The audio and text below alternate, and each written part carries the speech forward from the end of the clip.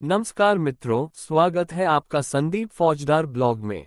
आज हम बात करेंगे एक ऐसे मंत्र की जो हमारे श्वास प्रश्वास के साथ हर पल जुड़ा हुआ है और वह है सोहम।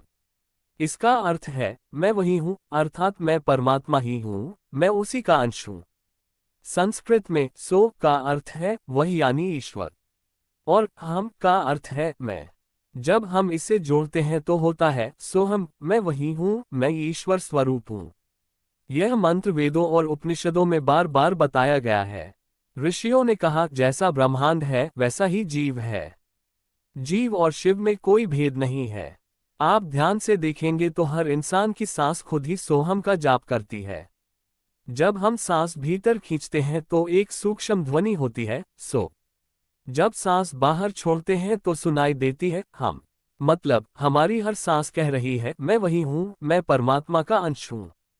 भले ही हमें इसका बोध न हो, लेकिन भीतर का जीवन लगातार इस मंत्र का जप करता रहता है। ऋषि मुनियों ने बताया है कि अगर हम इस श्वास के साथ सजग हो जाएं और हर सांस के साथ सोहम का अनुभव करें, तो मन शांत हो जाता है। इससे तनाव और चिंता खत्म होती है। हृदय में गहरी शांति उतरती है। धीरे धीरे साधक को एहसास होता है कि वह सीमित शरीर नहीं, बल्कि असीम आत्मा है।